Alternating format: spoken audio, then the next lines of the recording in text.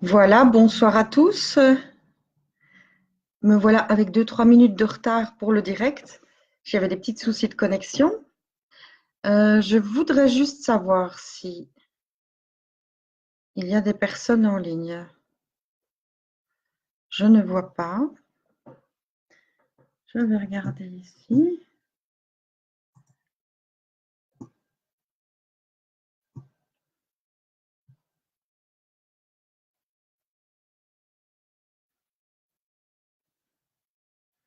Voilà. Est-ce que vous pouvez me dire si le son est bon? Parce que j'ai un peu changé et voilà, je voudrais juste savoir si le son est correct.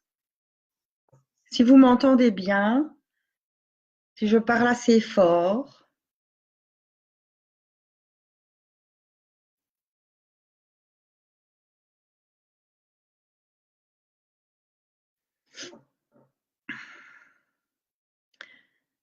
Voilà. Salut Letty, salut Fabienne. Est-ce que vous m'entendez bien?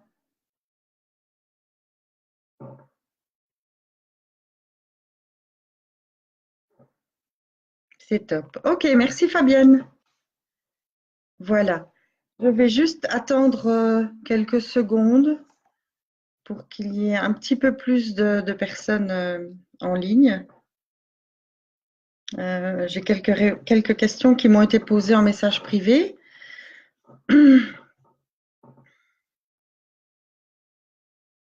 Voilà.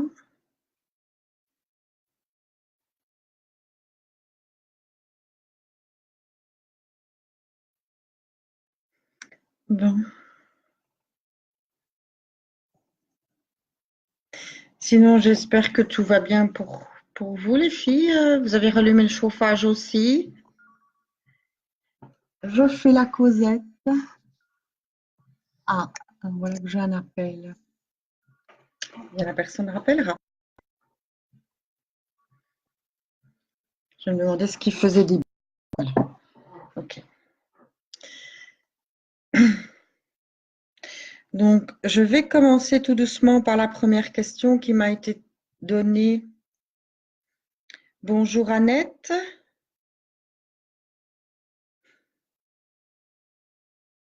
Oui, il fait froid. On avait pris l'habitude des canicules.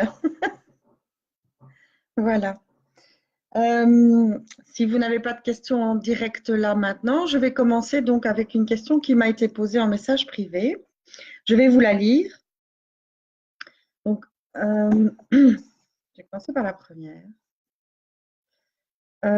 Mon mari a pris l'habitude de boire énormément le week-end et en semaine, il est sobre. Y a-t-il un danger qu'il se mette à boire plus en semaine aussi? Comment puis-je faire pour lui faire prendre conscience de cela? Il me répond que ses prises de sang sont bonnes lorsque je lui parle de sa santé et c'est vrai. Alors, dans l'esprit collectif, une personne alcoolique est une personne qui boit beaucoup et tous les jours. C'est pas juste. L'addiction, elle revêt vraiment des formes bien différentes. Et une des définitions de l'addiction, c'est simplement que c'est de ne pas pouvoir s'empêcher de consommer une substance, et ici en l'occurrence c'est de l'alcool, en certains lieux, en certaines circonstances, à certains moments.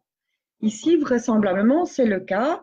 Donc c'est une personne qui, arrivé le week-end, ne peut pas s'empêcher de consommer. Et une fois en plus qu'elle commence à consommer, ben, elle consomme des quantités assez importantes. Je ne peux pas dire, et je ne pense pas que beaucoup puissent le dire, qu'il y a des risques que cette personne se mette à consommer la semaine. Que c'est, non, ce que je veux dire, pardon, excusez-moi, c'est il y a des risques que la personne puisse se mettre à consommer la semaine, mais ça n'est pas certain. Ça n'est pas une vérité absolue. Voilà, il faut rester vigilant. Si, ben, si ça commence le vendredi soir, par exemple, si ça commence le jeudi soir, voilà. Maintenant, pour engager une personne à prendre conscience d'un problème de consommation, il faut que ça soit un problème. Parce que si cette consommation n'est pas un problème pour lui, eh bien, moi, je dirais simplement rester vigilante essayer d'aborder le sujet en parlant en jeu, donc en utilisant la CNV, et dire que vous êtes inquiète par rapport à cette situation, de voir votre mari s'enivrer comme ça tous les week-ends, de consommer beaucoup d'alcool comme ça tous les week-ends, et que vous aimeriez en fait que ça change, que ça peut poser des problèmes. Voilà, mais effectivement, on peut traduire ça par une forme d'addiction en tout cas. Voilà, s'il y a d'autres questions. Bonsoir Abdel. S'il n'y a toujours pas de questions en direct, je vais passer à la question suivante qui m'a été posée donc en message privé. Alors, mon mari était abstinent depuis 3 ans. Or, il a replongé fin août et c'est encore pire. Il devient agressif envers moi et les enfants. Il nous arrive de quitter le domicile pour un jour ou deux pour nous mettre à l'abri. Néanmoins, je ne veux pas l'abandonner. Il souffre. Je suis démunie. Que puis-je faire? Alors, la première question, enfin, la première chose que je voudrais faire remarquer, c'est que lorsqu'il y a rechute, lorsqu'il y a reconsommation, on ne repart pas de zéro, même si on a été abstinent depuis longtemps. On reprend là où on s'est arrêté. C'est-à-dire qu'il y a un mécanisme, c'est le foie en grande partie qui métabolise l'alcool dans notre corps. Et quand on consomme beaucoup et très régulièrement, à un moment donné, le foie il est très lent pour métaboliser. Et donc, à un moment donné, il a fait appel à des intérimaires. Ces intérimaires se sont installés dans notre foie pendant un certain temps. Quand on arrête de boire, les intérimaires arrêtent de travailler. Ce n'est pas pour autant qu'ils s'en vont, ces intérimaires. Ils restent là. Et dès qu'on leur redonne de l'alcool, dès qu'on reconsomme, eh bien, ils se remettent à travailler. Donc, ce qui justifie que le seuil de tolérance reste toujours aussi élevé que celui qu'on avait au moment où on arrêtait de boire, et que très vite, on peut arriver à des quantités énormes, et que le seuil de tolérance continue à augmenter aussi, et donc que les quantités augmentent également. Ça, c'est une première chose. Maintenant, moi, ma question suivante, c'est évidemment, ça devient un gros problème si monsieur est agressif et ça cause des problèmes relationnels dans le couple. Et là où c'est intéressant de se poser la question, c'est OK, mais vous devez penser à vous, vous devez peut-être vous mettre à l'abri et faire part de vos craintes, peut-être à votre mari, à un moment donné où il est en état de vous entendre. Et surtout, est-ce qu'il est prêt à refaire quelque chose pour se sortir de nouveau de ce mauvais pas? Même si c'est une reconsommation qui dure depuis fin août, donc on va dire 1 mois, c'est toujours possible de s'en sortir. Il faut, voilà, comme on dit, remonter à cheval et peut-être essayer de comprendre qu'est-ce qui s'est passé, qu'est-ce qui a fait que, et pourquoi, mais pas pourquoi en un mot, mais bien pourquoi en 2 mots. Qu'est-ce qu'il a été recherché en recommençant à consommer? De quoi avait-il besoin?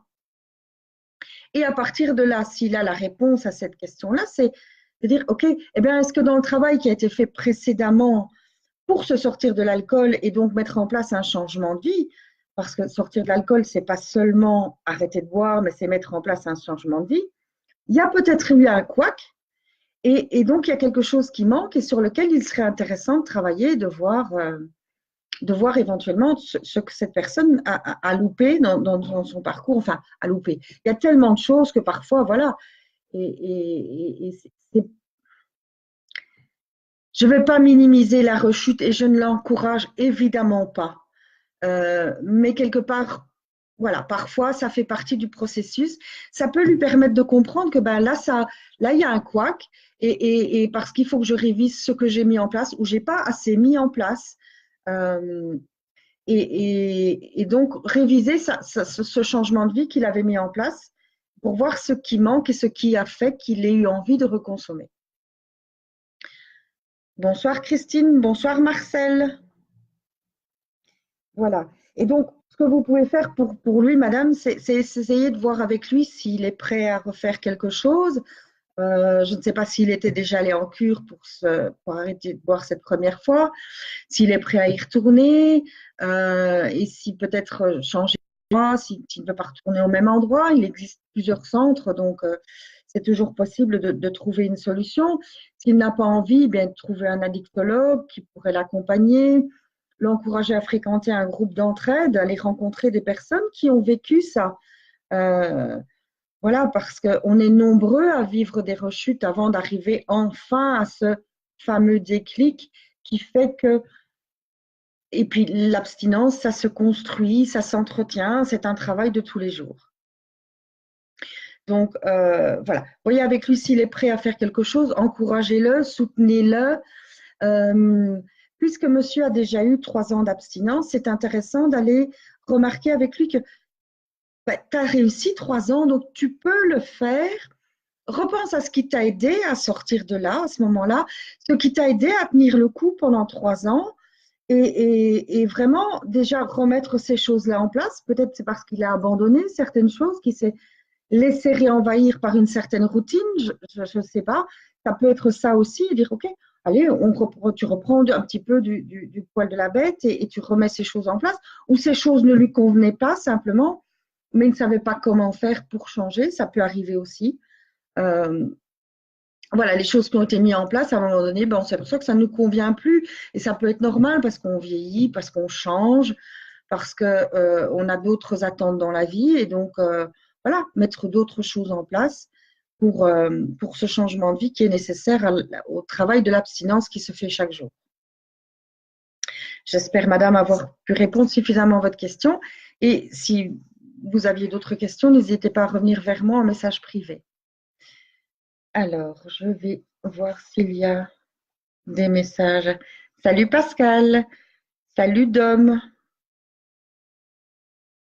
Voilà. Toujours pas de questions, ben c'est très bien, vous connaissez tout.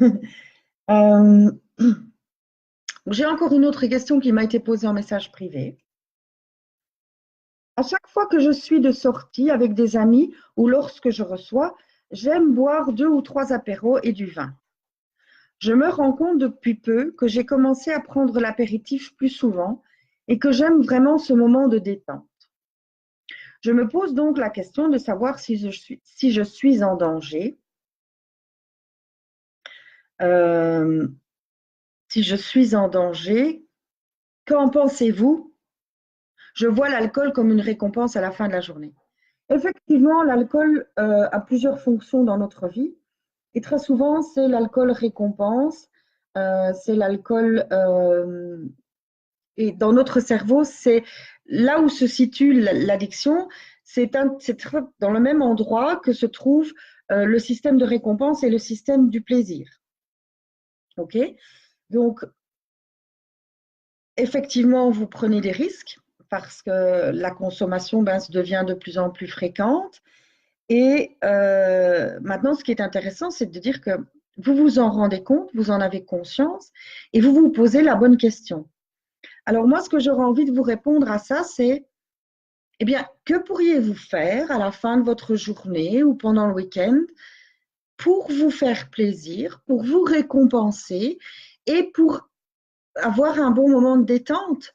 Alors, ça ne doit pas être nécessairement des grandes choses, hein, vouloir aller passer une journée au bain thermal ou ça peut être simplement, je rentre à la maison, je me mets en tenue confortable, je prends une bonne douche, je prends un bain, je me mets une demi-heure devant la télé avant de préparer le souper si c'est nécessaire. Je fais une demi-heure de mandala, je fais une demi-heure de quelque chose que j'aime. Je peux aussi me faire plaisir en buvant quelque chose d'agréable, simplement en buvant une boisson non alcoolisée, un cocktail de fruits, un soda. Aujourd'hui, le marché actuel nous permet vraiment d'avoir quand même un large choix.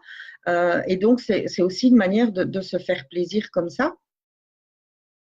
Ça peut être se faire plaisir aussi en mangeant quelque chose qu'on aime. Voilà. Je vous invite vraiment à repenser ça et à dire, OK, à la fin de ma journée, j'ai besoin de me récompenser, j'ai ce besoin de me faire plaisir, mais comment puis-je le faire en conscience et de la manière la plus optimale pour moi, celle qui va me faire le moins de mal, parce que évidemment, là, vous alertez à temps, mais vous prenez le risque que ben, ça devienne 1 ou 2 soirs par semaine en plus, puis ce sera tous les jours, et puis ça, on ne sait pas le prédire parce qu'on ne peut pas encore dire aujourd'hui qu'il y a un gène de l'alcoolisme, et donc dire à l'avance si vous ou moi, on va devenir dépendant ou pas, c'est impossible de le savoir. Vous allez peut-être pouvoir continuer comme ça toute votre vie sans jamais devenir dépendante, mais vous prenez le risque en tout cas de devenir très vite dépendante aussi. Et moi, je pars du principe que si vous vous posez la question, eh bien, c'est qu'il y a quelque chose qui vous dérange dans le fait de consommer de l'alcool dans cette manière. Et donc, c'est ça que je vous invite à faire, c'est vraiment à penser, OK, que pourrais-je mettre en place pour me faire plaisir, pour me détendre, pour me récompenser à la fin de ma journée, autre chose qu'un verre de vin, qu'un apéritif, etc. Et encore une fois, j'espère avoir répondu à votre question, et si pas, n'hésitez pas à revenir vers moi. Alors, je regarde la suite. J'arrive pas. Je vais pas prendre. Bon. Alors, bonsoir Muriel, bonsoir Marie-Claude, bonsoir Pascal. Je ne bois plus depuis presque 5 mois. Super Pascal, félicitations, c'est super ça. C'est bien. Chaque jour, vous pouvez vous féliciter. Cela dit en passant, voilà, moi, c'est pas pour me comparer à vous, c'est juste pour partager aussi ma joie. Dimanche, je fêterai mes 5 ans d'abstinence. Voilà. Et je peux vous dire qu'il y a 5 ans d'ici, à la même date, je ne pensais pas qu'un jour j'y arriverais. Et pourtant, je suis là devant vous aujourd'hui, donc c'est possible. Ça se travaille, c'est du travail, mais ça reste vraiment possible, et je vous encourage à vous accrocher et à croquer la vie à pleines dents parce qu'elle en vaut la peine. Voilà. Bonsoir Stéphane. Annette, je viens de fêter samedi ma première année d'abstinence. Eh, mais c'est génial, ça, super, félicitations. Félicitations, surtout quand ce sont des moments importants, et peu importe que ce soit en nombre de jours, en nombre de mois, en nombre de semaines, en nombre d'années. Si c'est important pour vous, marquez le coup et faites-vous plaisir. Voilà. Moi, par exemple, personnellement, eh bien, j'ai fêté mes 1000 jours parce qu'au départ, avec ma fille, qui était plus petite à l'époque, on avait commencé à compter les jours. Et quand j'ai fêté mes 1000 jours, ben, je me suis acheté une jolie bague. Et quand je porte cette bague et quand je regarde cette bague, ben, ça génère toujours une émotion très agréable. Voilà, pour mes 5 ans, je n'ai pas encore trouvé. J'ai envie de marquer le coup de la même façon. Alors, je ne vais pas acheter pour acheter, mais quand j'aurai trouvé, j'ai envie de quelque chose que cet objet ou voilà, quelque chose qui va rester. Quand je le regarderai, ben, ce sera en souvenir de mes 5 ans. Voilà. Alors, Annette nous partage une affichette collée sur le miroir de ma salle de bain aujourd'hui. Je ne prendrai pas mon premier verre, ça marche. Effectivement, Marcel, c'est une technique dont on m'a déjà parlé et qui porte ses fruits. Donc, évidemment, n'hésitez pas à partager tous les trucs et astuces qui vous aident parce que c'est super important et c'est très riche. Voilà. Merci Stéphane. Merci Pascal.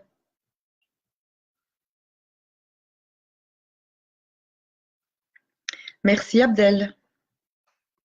Bonsoir Bertrand. Eh bien super, un méga barbecue avec des amis du groupe, c'est top ça. Surtout foncez, faites-vous plaisir surtout. Salut Sandrine, moi aussi je t'aime bien. Je t'aime. Allez, attends. Je continue à descendre. Pour mes 1 an, je voulais faire un tatouage, mais pas le courage. Ah, je comprends. J'aime bien les tatouages, mais j'ai pas le courage de le faire non plus parce que tu as vu des aiguilles et qu'on me perfore, ça va pas le faire. Donc, je préfère un bijou, comme ça j'enlève aussi quand je veux, puis ça fait moins mal surtout. Voilà. Salut Nat. Et donc, si vous n'avez pas encore de... N'hésitez pas à me poser des questions. Ce que je propose pour mon prochain live le mois prochain, donc plus ou moins fin octobre, je vous ferai vous en ferai part de la date via ma page. Je pense aborder un thème en particulier pendant le prochain live. Je vous partagerai le thème avant le live, mais si vous avez un thème particulier que vous souhaitez voir abordé concernant l'addictologie, enfin l'alcoolologie plus en particulier, puisque c'est plus ma spécialité, eh bien, je me ferai un plaisir de voilà, travailler ce thème-là et d'en parler durant mon prochain live. Actuellement, je n'ai pas encore l'idée du thème, donc je suis ouverte à toute proposition. N'hésitez surtout pas à me faire part de vos demandes, de vos idées. Annette nous dit que ça me fait pas mal les tatouages qu'elle en a 2. Bah, je ne sais pas si c'est la douleur. Moi, c'est plus la vue des aiguilles. Donc, voilà. Sandrine, tu me fais rire. Voilà. Donc, la question suivante qu'il m'a été posée en message privé. Dans la famille de mon mari, il y a plusieurs personnes qui souffrent de l'alcoolisme. J'ai peur pour mon fils. J'ai peur qu'il devienne à son tour dépendant. Ma peur est-elle légitime? Non. L'alcoolisme n'est pas héréditaire. L'alcoolisme est une maladie biopsychosociale. Donc, effectivement, il y a chez moi, chez toutes les personnes qui sont dépendantes physiques, un dysfonctionnement, quelque chose qui peut ne pas apparaître chez une personne différente de moi, qui va avoir la même consommation sur la même durée, mais qui ne sera jamais dans la dépendance physique, je parle. La dépendance psychologique, je pense qu'on pourrait dire quelque part qu'on l'a tous. Parce qu'en somme, si on aime boire un verre d'alcool, il y a effectivement le plaisir d'un bon vin, je ne le nie pas, ou le plaisir d'une bonne bière, parce que voilà, ce sont des saveurs particulières. Mais aussi, ce qu'on recherche, c'est cet effet psychotrope que nous apporte l'alcool, l'ivresse, à quelque degré que ce soit. Hein. Donc voilà. Ici, je pense qu'on parle vraiment de la dépendance, de l'alcoolodépendance physique et psychologique. Elle n'est pas héréditaire. En tout cas, à l'heure actuelle, je ne pense pas qu'on puisse vraiment dire que c'est héréditaire. Ce qui influence beaucoup dans le fait aussi qu'on puisse avoir un penchant pour l'alcool, ça peut être votre histoire de vie, mais ça peut être aussi l'entourage dans lequel vous évoluez, les copains que vous faites, le travail aussi. Donc, bien sûr, c'est normal qu'en tant que maman, vous vous posiez des questions et je me pose la même question, je me suis posé la même question, moi, par rapport à ma fille. Tiens, comment ça va être, elle, le jour où elle boira un verre et clairement, je serai plus vigilante que n'importe qui, mais je n'ai aucune certitude que ça va lui arriver. Ça peut lui arriver comme pas. Et en tout cas, je ferai tout pour que ça n'arrive pas, comme toutes les mamans, je pense. Hein. Voilà. Donc, je pense que votre peur est légitime dans un cœur de maman, ça oui. Maintenant, si on parle vraiment purement physiologiquement, biologiquement, non. En tout cas, pas d'après les connaissances que j'ai et les études que je peux suivre, etc. Voilà. Bonsoir Marie-Claire.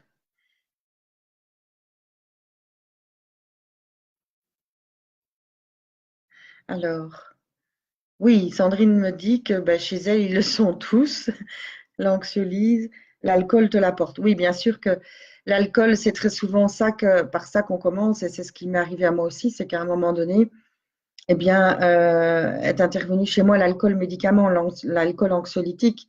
Seulement, ce qu'il ne faut pas oublier, c'est qu'au début, c'est un excellent anxiolytique, mais après, c'est aussi un excellent anxiogène. Et moi, je peux vous dire qu'à l'heure actuelle, depuis que je suis sortie du centre des Hauts-de-Fanes de Malmedy, je ne prends plus aucun médicament ni antidépresseur et je n'ai plus jamais eu d'angoisse comme j'ai pu en avoir durant les périodes où je buvais. J'ai des petits moments d'anxiété, j'ai des petits moments down comme tout le monde, mais très vite ça s'en va, je les gère très bien avec toute la boîte à outils que je me suis faite tout au long de ces années, que je me construis encore parce que, comme je le disais tout à l'heure, c'est un travail permanent, l'abstinence, et je découvre encore des choses sur moi, sur la nouvelle moi que je suis, et donc il n'y a absolument pas de… j'y perds mon latin. Excusez-moi, je suis perdue. C'est pas grave, je me reprends. Alors, mon père m'attend, donc je ne sais pas. Oui. Mais nos enfants sont plus vigilants car ils l'ont subi. Oui, bien sûr, Christine, pardon. Oh, qu'est-ce qui se passe ici? Bien sûr, nos enfants sont plus vigilants. Et du coup, d'ailleurs, j'ai une question qui m'a été posée et je vais embrayer tout de suite parce que je vais développer un peu plus ce sujet. C'est, vous avez parlé l'autre fois de la NIF de votre fille. Comment réagissez-vous lorsqu'elle sort avec des amis? Est-ce que vous lui interdisez de boire? Non. Je ne lui ai jamais interdit de boire. Évidemment, elle connaît les effets puisqu'elle l'a vu, elle l'a vécu avec moi. Mais surtout, je garde la communication. Je n'ai jamais empêché de boire. Elle connaît mes points de vue. Par exemple, ici, chez nous à la maison, il n'y a pas d'alcool qui rentre parce que c'est un appartement que j'ai intégré après ma sortie de Malmedy, où je n'ai jamais consommé d'alcool et je souhaite pour moi qu'il reste aussi clean que moi, cet appartement, même quand je reçois des amis. Ça ne m'empêche pas, quand je suis à l'extérieur, d'aller au restaurant et de ne pas être incommodée, ou si je le suis, d'en faire part par des personnes qui boivent de l'alcool avec moi. Maintenant, quand ma fille sort et qu'ils se réunissent, le plus souvent, ma fille, c'est des réunions chez des amis. Et donc, elle est parfois amenée à aller acheter de l'alcool. Alors, ça n'engage que moi, mais moi, personnellement, il est hors de question que j'aille avec elle acheter une bouteille d'alcool fort. Fort dans le sens où il faut peu de quantité pour être vite ivre. Donc, vodka, gin, Péquet, il y a une boisson dont elle m'avait parlé une fois, oui, couille de singe, je crois que c'est ça. Non. Par contre, j'accepte d'aller acheter du rosé, de la sangria, etc. Et je partage avec elle et je lui explique, voilà, ben, vous pouvez boire un verre. Maintenant, en quelque sorte, comme le dit le professeur Gueb, qui est un médecin belge, addictologue, psychiatre addictologue du côté de Louvain, je ne me trompe pas, qui donne également des conférences.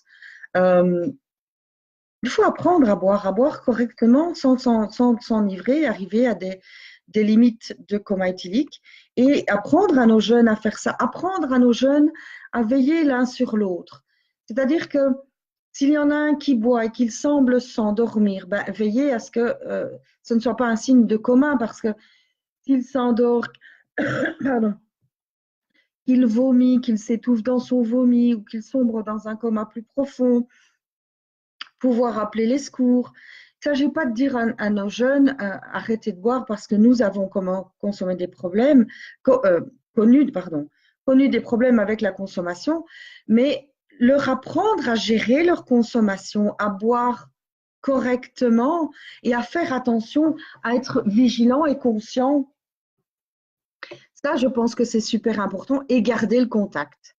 Moi, il y a quelque chose qui m'a frappée il n'y a pas longtemps, c'est que, en fait, je me suis aperçue que ma fille, quand elle sort, quand elle rentre, elle me dit, elle énumère tout ce qu'elle a bu. Donc, et sans que je lui demande, elle me dit, ah ben j'ai bu ça, et après j'ai bu ça, ah ben là j'ai été boire un verre avec mes potes, tu sais maman, et aujourd'hui j'ai pris un Orangina. Voilà. Parce que j'ai souhaité garder le contact, surtout ne pas lui interdire. Alors, je ne vous cache pas que la première fois qu'elle m'a dit maman, il faut que je te parle, bah, hier avec les copines, je me suis pris la première cuite. Je vais, voilà, hein, un peu à la Muriel Robin. Et puis, je dis ok, et ça t'a fait quoi? Ah, bah, alors, elle m'a expliqué. Et tu t'es senti comment le lendemain matin? Ah, bah, je me suis sentie comme ça. Bah, je dis voilà, donc je lui explique un peu comment l'alcool agissait dans notre corps. Et voilà, je garde vraiment le lien, la communication autour de l'alcool et j'essaye en tout cas de lui enseigner comment consommer correctement, si je peux dire ça comme ça. C'est important, en tout cas, de leur faire prendre conscience des risques. Il n'est pas question de leur interdire de boire, mais simplement de boire raisonnablement, correctement, de connaître les risques qu'ils prennent. Parce que, comme je disais, c'est pas nécessairement en voiture, et bon, surtout en voiture, hein, ne jamais monter avec quelqu'un qui a bu, ça c'est clair. Mais bon, parfois ils peuvent monter avec quelqu'un qui n'a pas bu et se retrouver sur la route en face d'un autre. Mais c'est aussi en soirée. Et ça, je pense que c'est à nous parents aussi, et aussi à nous parents de ne pas banaliser la consommation d'alcool. Il ne faut pas en faire une affaire d'État, mais il ne faut pas banaliser. Parce que je trouve que, en tout cas à mon sens et à mon avis, avoir un jeune qui rentre tous les week-ends et entendre certains parents qui se targuent, oh ben, il est encore rentré bien bourré, hein, mon gamin, ce week-end. Ben, non. Alors, ça peut arriver une fois parce qu'il faut qu'ils fassent leurs expériences pour connaître les limites, comme dans tout. Mais c'est être vigilant, dire, bah, tu sais, là, c'est pas bon pour ta santé parce que de toute façon, de manière générale, l'alcool est un toxique pour le corps humain. Et puis, ils se mettent en danger dans certaines situations. Les filles aussi, en ayant des rapports sexuels non protégés et contracter des maladies ou avoir des rapports sexuels non voulus. Hein, mais la fille est trop ivre pour exprimer qu'elle n'est pas d'accord. Ça peut arriver aussi. Donc vraiment, c'est à nous voilà, de leur enseigner comment prendre soin d'eux, comment boire raisonnablement, comment se comporter, de consommer de manière consciente sans prendre de risques et de veiller les uns sur les autres. Si on s'aperçoit qu'il y en a un qui a consommé un peu plus, voilà, qu'il s'endort, veiller à ce qu'il ne s'endorme pas trop, le réveiller, le tenir éveillé, enfin, voilà. Mais c'est toutes des choses que nous pouvons partager à nos enfants, leur enseigner, c'est très simple et ça peut parfois sauver des vies. Enfin, moi, je pense. Tout simplement. Parce que commencer à les parler à nos enfants, de dire, ouais, mais tu risques… À 18 ans, on se prend pour les rois du monde, invincibles, et on ne se sent absolument pas concerné par la dépendance. Et je pense que si moi, à un stage-là, on m'aurait dit, mais là, fais attention, parce que je ne buvais pas tous les week-ends, mais on peut dire qu'en tant qu'étudiante, j'avais une descente qu'on voulait pas, que personne n'aurait voulu remonter à vélo, comme on disait. Bah voilà, et je pense que même si à cette époque-là, on m'aurait dit, fais attention, à l'âge de 35, 36 ans, tu pourrais devenir dépendante, je n'aurais pas écouté. Par contre, je pense que, voilà, enseigner comment faire, ne pas banaliser la consommation d'alcool, l'excès de consommation d'alcool, ça peut arriver, mais pas systématiquement tous les week-ends. En tout cas, pas dans une ivresse très avancée tous les week-ends. Voilà. Bonsoir Françoise, merci. Oui, Sandrine, ne jamais banaliser et se conduire avec bienveillance, bien sûr. Voilà. Écoutez, là pour le moment, en fait, j'arrive au terme des questions qui m'ont été posées en message privé. Je vais juste boire un petit peu d'eau parce que j'ai la gorge sèche.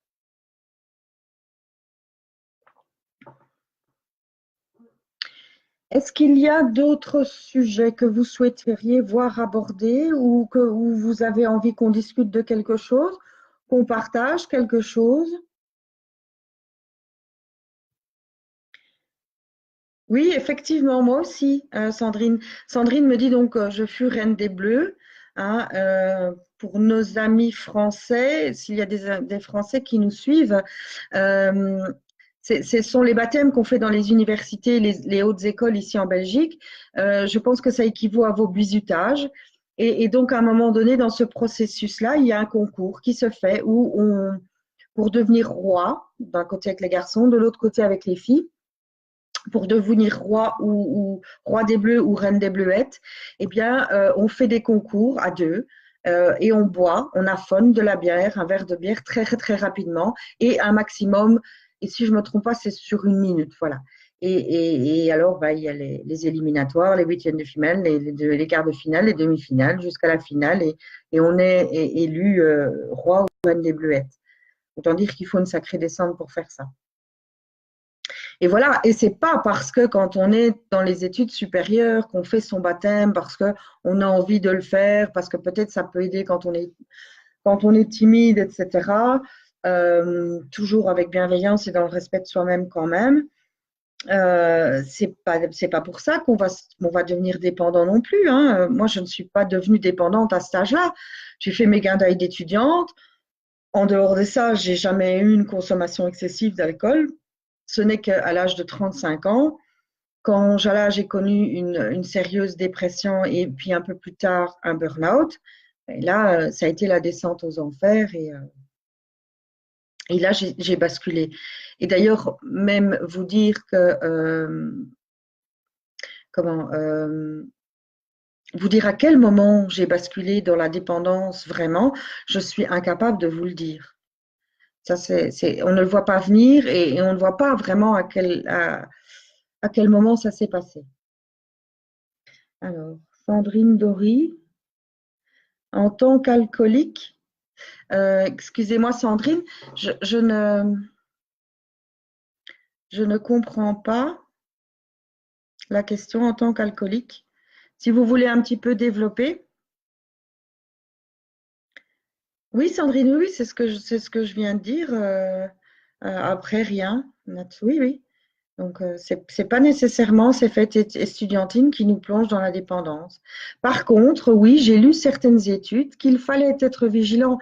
Et ça s'explique simplement physiquement. C'est que les jeunes qui ont tendance à bien tenir l'alcool, comme ils disent, hein, donc à être moins vite ivre que les autres, à qui il faut de plus grandes quantités pour atteindre un certain niveau d'ivresse, là, il convient d'être vigilant.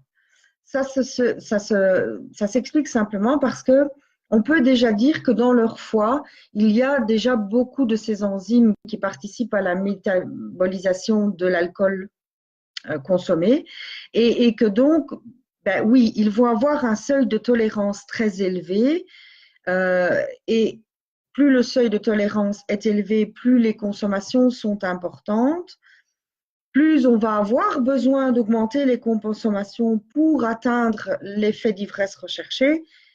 Donc, mais voilà, avoir une vigilance, savoir que il y a des risques, mais pas pour autant de sombrer dans la paranoïa etc. Le savoir, c'est tout. Parce que je trouve que à propos de cette maladie alcoolique, il y a trop de choses, de choses erronées qui circulent, d'informations erronées et trop peu d'informations ou pas d'informations du tout. Et donc, quand on est mal informé, quand on n'est pas informé, eh bien, si on part sur des idées reçues qui ne sont pas bonnes, ça peut engendrer des comportements à risque, ça peut compromettre certains comportements. Donc, moi, je trouve qu'à partir du moment où on est bien informé et on peut agir en conscience et on sait où ça va, d'où ça vient, etc., eh bien, je pense que déjà, on démarre avec de bonnes bases, de solides bases. Voilà. Bonsoir Patricia, bonsoir Cindy. Eh bien, bon déménagement, Annette, si vous êtes encore là. Alors, Françoise, une question. Françoise, elle écrit peut-être stupide. Il n'y a pas de question stupide, Françoise. Lorsqu'on a été dépendant, peut-on manger des plats cuisinés avec du vin ou de la bière? L'alcool s'évapore, non? Très bonne question, Françoise, pas stupide du tout. Effectivement, l'alcool s'évapore. Il faut savoir qu'elle ne s'évapore jamais totalement. Il reste toujours des marqueurs. OK? Alors, à partir de là, il y a deux choses. C'est que la personne qui a été dépendante et qui consomme ces produits, si l'alcool ne s'est pas suffisamment évaporé, il faut savoir que quand on est dépendant physique comme moi, dans mon cerveau, il y a un dysfonctionnement qui s'est mis en place que je ne contrôle pas. Absolument pas.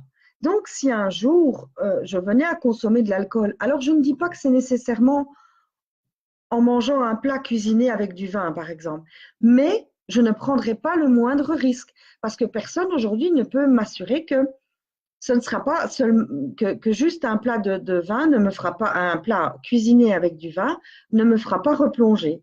Parce qu'il y a là dans mon cerveau quelque chose qu'une molécule d'éthanol pourrait aller réveiller, pourrait remettre ce système d'addiction en route.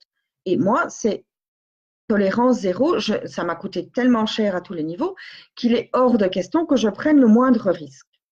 Mais ça, c'est à chacun d'agir comme il le sent. Voilà.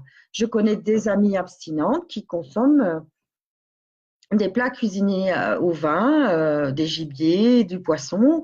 Moi, voilà, à ce niveau-là. Et puis, je dois avouer que aujourd'hui, voilà, il m'est arrivé de goûter par erreur, mais ça me dégoûte. Ça me dégoûte. Donc, voilà. Autre chose, c'est que si vraiment encore bien, il n'y avait plus de marqueurs et donc vraiment plus de molécules d'éthanol, il y a le goût. Et notre cerveau, quand on est dépendant, il enregistre les informations ensemble. C'est-à-dire que le goût est lié à l'effet. Donc, s'il reconnaît le goût, ben, il va dire, oh, ben, il n'y a pas l'effet qu'il y avait l'habitude avec. Bon, ça va passer, ça va peut-être l'interpeller. Puis ça se reproduit, ça se reproduit. Et à la longue, ben, le cerveau, il va réagir. Et il peut provoquer ce qu'on appelle des cravings, donc des envies fortes et subites. Et là, ça devient vraiment se mettre en danger. Autre chose aussi, autre paramètre dans ce type de consommation, c'est un petit peu aussi comme consommer les boissons NA ou pas. Moi, personnellement, voilà, j'ai eu l'occasion, voulant faire plaisir il y a quelque temps à une amie qui m'avait acheté une boisson sans alcool. Je me dis, bon, ok, Nat, tu peux gérer maintenant, là, t'es bien quand même. Et en fait, non, parce que mon cerveau a réagi, je ne l'ai pas contrôlé. Et j'ai eu l'impression vraiment de consommer du champagne. Je me suis sentie un peu des bouffées de chaleur, etc. Alors que j'étais moralement bien, j'avais envie, j'étais dans une bonne ambiance, etc. Mais voilà. Et donc, je n'ai pas continué à consommer. Voilà. Chacun doit, chaque personne, chaque ancien dépendant doit être à l'écoute de ce que son corps lui dit aussi et de son ressenti. Et je pense que ça, c'est aussi déjà une bonne partie qui fait qu'on peut entretenir son abstinence et une abstinence heureuse, évidemment. Alors, je vais continuer à regarder s'il y a d'autres questions. Oui, Sandrine me dit pour moi tolérance zéro, mais moi c'est pareil, voilà. Même pas une praline à l'alcool. Si j'ai un doute quand je consomme une praline, ben, je préfère ne pas la manger que. Et pourtant, je suis une gourmande aussi, mais que de prendre le moindre risque. Avec plaisir, Françoise. Voilà, alors il nous reste à peu près 15 minutes pour ce live. Si vous avez d'autres questions, surtout n'hésitez pas. Il y a le rituel qui va avec les boissons NA, donc dangereuses. Bien sûr, Marcel. Et ça, c'est important aussi. Ça fait, comme je disais tout à l'heure, si pour sortir de la dépendance, on pense que juste arrêter de boire, ça suffit. Pour moi, c'est une illusion. Ça peut tenir un certain temps, parfois même un temps certain, mais in fine, parce que voilà, les rituels sont là. Si on a le rituel de l'apéro, eh bien, ça représente quoi le rituel de l'apéro? Ça représente partager un moment convivial avec des amis. Ok, mais alors on met en place une autre forme, voire même lui donner un autre nom, et on ne consomme pas des softs. En tout cas, c'est ce que moi je fais et ça me relie aussi à ce que mon cerveau réagit quand il voit un verre de vin. Je consomme des softs dans des verres à soft et pas du coca dans un verre à vin ou un cocktail un cocktail de fruits dans un verre à cocktail ou dans un verre à whisky.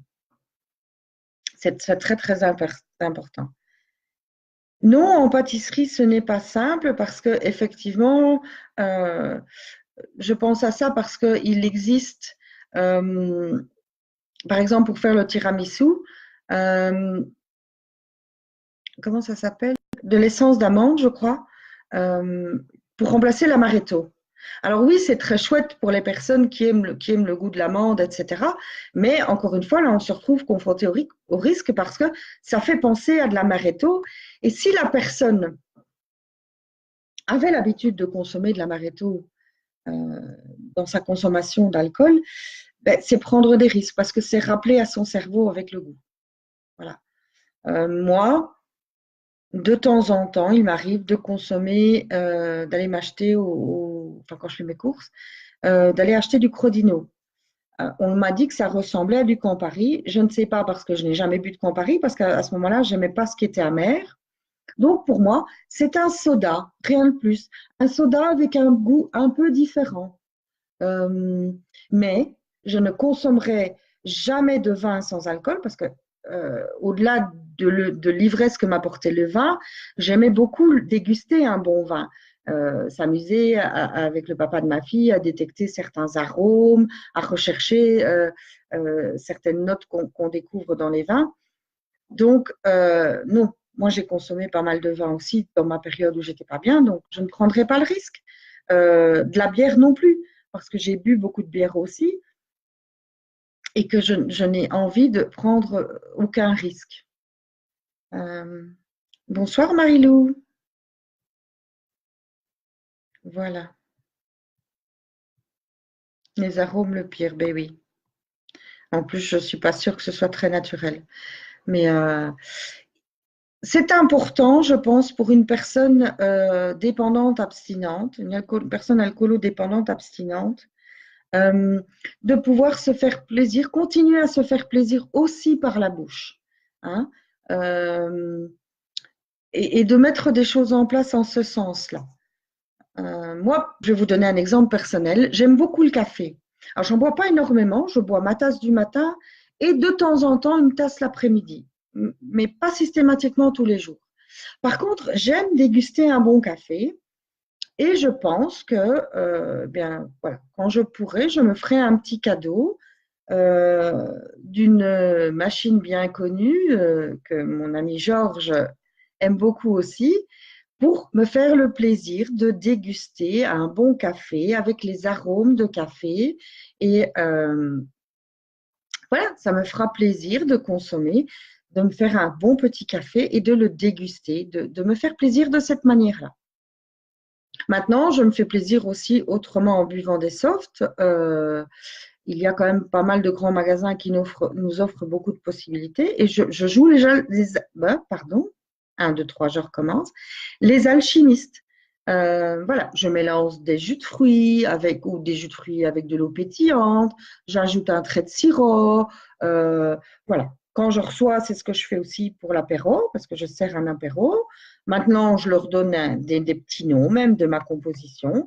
Et c'est un côté ludique et l'alcool n'est plus présent parce que apéritif, originellement, ça ne veut pas dire nécessairement alcool. Donc, on peut faire de très bons apéros sans alcool, s'amuser à faire de très bons cocktails sans alcool et se faire plaisir de cette manière-là.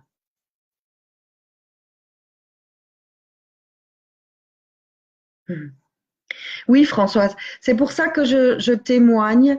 Je continuerai à le faire parce que cette maladie est vraiment trop méconnue, très mal jugée souvent. De ce fait, ça devient un sujet tabou et les personnes dans ce problème-là ont alors des difficultés à oser demander de l'aide. Et puis simplement pour faire comprendre que c'est pas parce qu'on a fait un travail sur soi-même et qu'on a réussi à quitter cette dépendance, c'est un travail qui va être sur toute notre vie. c'est un vrai changement de vie, c'est sortir aussi chez nous, ici en Europe occidentale, d'une drogue culturelle. C'est culturel de boire de l'alcool. Moi, je me souviens qu'au début, je me suis demandé, OK, je suis abstinente. Et le jour où ma fille va se marier, je vais boire quoi, moi? Je ne vais pas pouvoir sabrer le champagne. Aujourd'hui, je peux vous dire que le jour où ma fille va se marier, je n'ai pas besoin de boire du champagne. Parce que je vivrai les choses, mais beaucoup plus pleinement, beaucoup plus sereinement. Je les partagerai avec les gens que j'aime autour de moi et je n'ai pas besoin d'un verre de champagne. Voilà.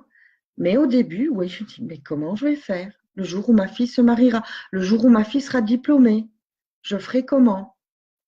J'ai appris, j'ai mis des choses en place au jour le jour. Et des fois, il y a des situations qui nous confrontent à des situations de vie, voilà, qui vous tombent dessus et on s'aperçoit que, ben, ouais, là encore, je gère plus de la même manière. Alors, je ne parle pas nécessairement d'avoir des envies, mais voilà, moi récemment, j'ai vécu une situation de stress assez importante. Voilà, je me dis, tiens, quand même, je ne gère plus le stress comme j'ai pu le gérer auparavant, même avant l'alcool. Hein, je parle pas de pendant l'alcool, parce que pendant l'alcool, je gérais plus rien, je ne faisais que boire. Mais même avant l'alcool, et voilà, eh bien, j'accepte, ok, et donc je fais autrement. J'ai dans ma boîte à outils que je me suis construite et que je continue à me construire, des outils que je vais chercher et que j'utilise pour gérer certaines situations émotionnellement difficiles aussi.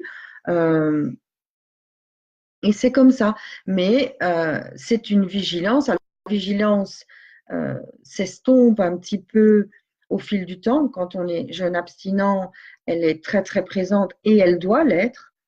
Mais au fil du temps, elle s'estompe. Mais je resterai vigilante jusqu'à la fin de mes jours.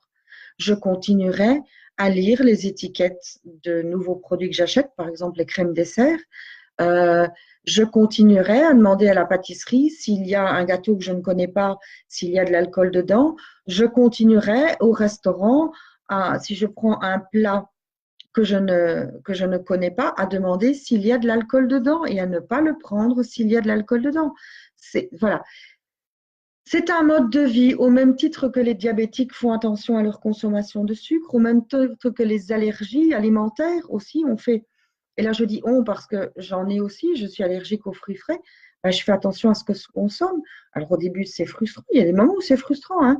Quand je vois certaines salades de fruits hyper appétissantes là, pendant les canicules, etc., j'ai la langue jusque par terre pendant quelques secondes. Puis je me dis non, ça va me tuer parce que ce sont des allergies importantes. Si je consomme, si je consomme un fruit, voilà. Et ben c'est pareil pour l'alcool.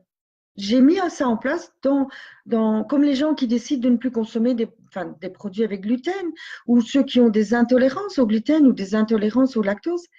C'est tout simplement ça. Ça devient un mode de vie. Lire les étiquettes, faire attention aux produits qu'on achète, ne pas acheter certains produits, en acheter d'autres. Voilà. Mais ça demande de la mise en place et une vigilance qui ne s'éteindra jamais. Parce que des personnes que j'ai rencontrées qui ont rechuté après de nombreuses années d'abstinence, souvent, ce qui ressort de leur témoignage, c'est d'entendre qu'à un moment donné, ils ont relâché la vigilance. Comme par exemple, j'ai rencontré lors d'une de mes cures un monsieur qui, après plus de 20 ans d'abstinence, au mariage de sa fille, se dit, ben voilà, je crois que c'était 27 ans d'abstinence. J'ai 27 ans d'abstinence, je peux, je peux me permettre un verre de champagne. Ben, malheureusement pour lui, c'était vraiment le verre de trop. Alors, je ne veux pas faire peur aux dépendants qui me suivent et qui écoutent ce live et vous dire aïe aïe aïe, on n'en verra jamais le bout. Non, c'est pas ça. Mais soyez conscients que c'est une maladie avec laquelle on vit très bien, en rémission, mais il faut faire attention, c'est tout. Il faut garder un minimum de vigilance. Mais une fois que c'est intégré dans votre mode de vie, ça devient des habitudes. Comme vous avez vos habitudes d'aller faire des courses, plutôt certains au Delhaize, plutôt certains au Carrefour, d'autres à l'Aldi, au Lidl, etc. Ou au Lidl, on va chercher tel produit. Pour l'Aldi, on prendra plutôt celui-là. c'est la même chose. Donc, voilà, et puis bien apprendre à se connaître, à connaître les déclencheurs. Très souvent, c'est de l'ordre émotionnel parce que on peut dire que la majorité d'entre nous sont quand même des hyper émotifs et donc certaines émotions peuvent induire des envies de consommer. Voilà.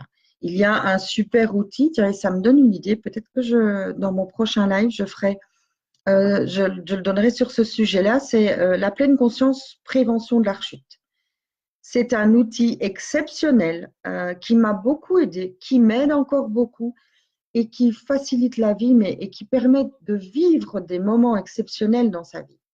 Vivre des tranches de vie parce que je suis comme tout le monde et je ne suis pas un lama, donc je ne vis pas en permanence en pleine conscience, mais vivre de très beaux moments, partager de très beaux moments avec des personnes qu'on apprécie, des personnes qu'on aime, en pleine conscience, pour moi, ça n'a pas de prix. Voilà. Alors, amplifie. Voilà. Alors, nous arrivons tout doucement à la fin du live pour aujourd'hui. Je vois qu'il y a des commentaires supplémentaires.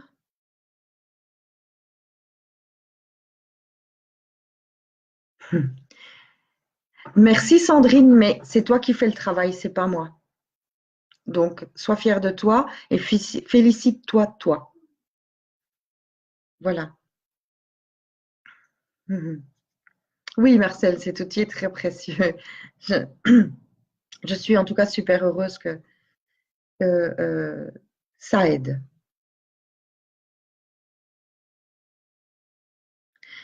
Françoise, y a-t-il des personnes plus disposées à devenir dépendantes que d'autres? Oui, probablement, mais aujourd'hui, il n'y a pas d'examen médical.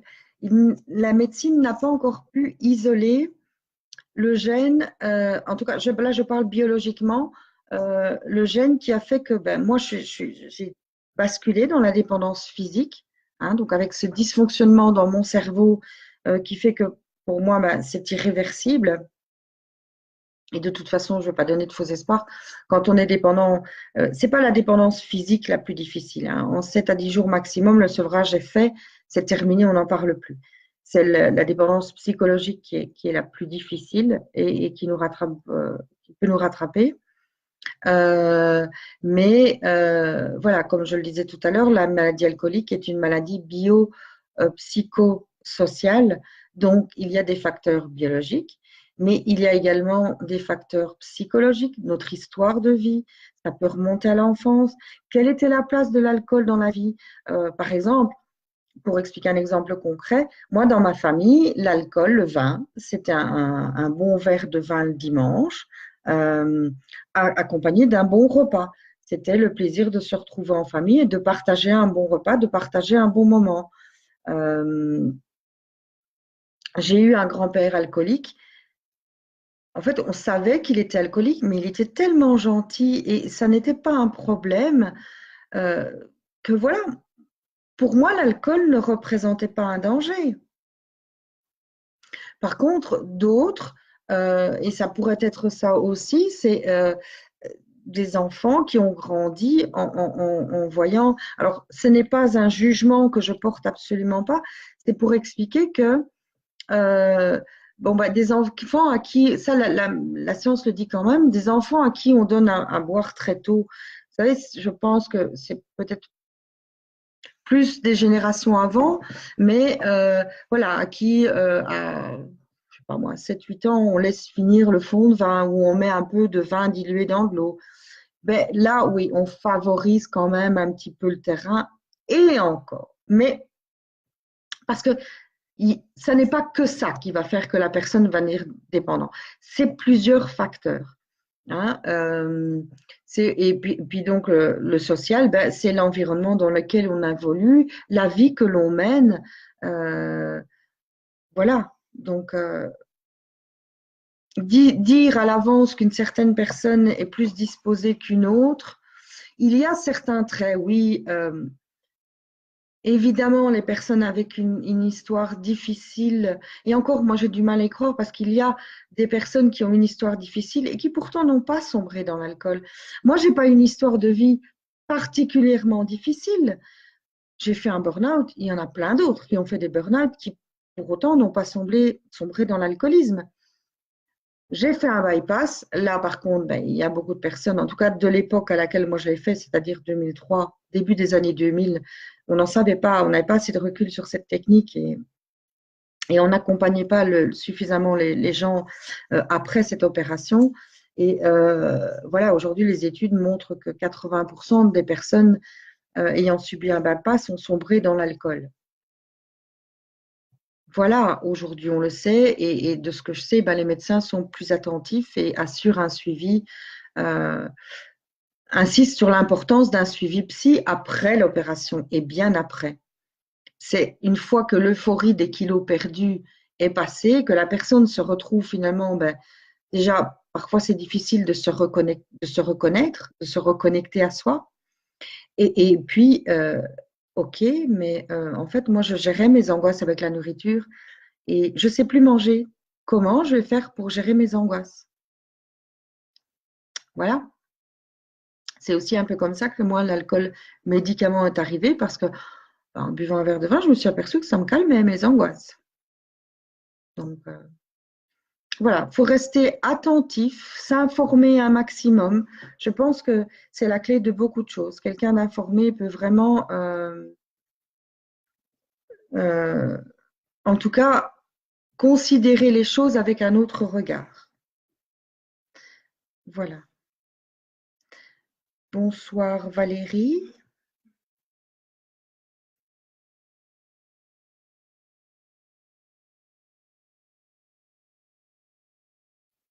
Oui, oui, Sandrine, ça arrive. C'est pas, et ça, moi, j'en suis bien consciente. C'est pas parce que ma fille a pu souffrir de mes problèmes de consommation d'alcool que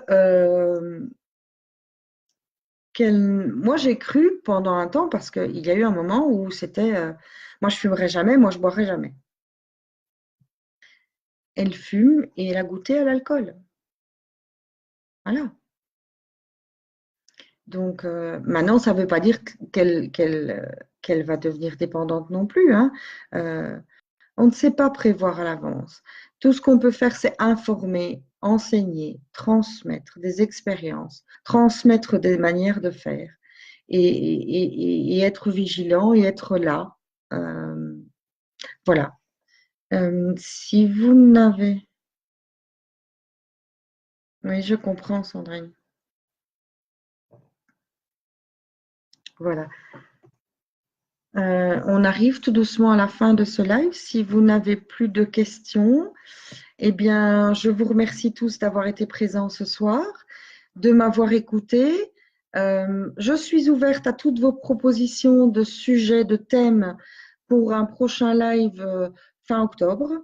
Et sinon, éventuellement, je pense que j'aborderai la méditation en pleine conscience, prévention de la rechute. Je vous expliquerai un peu plus en longueur ce à quoi ça correspond.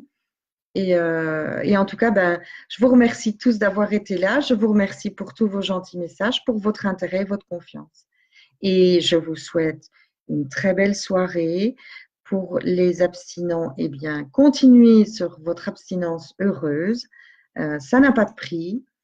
Et puis, je vous donne rendez-vous dès demain sur ma page par des publications et en live dans un mois. Merci. À bientôt.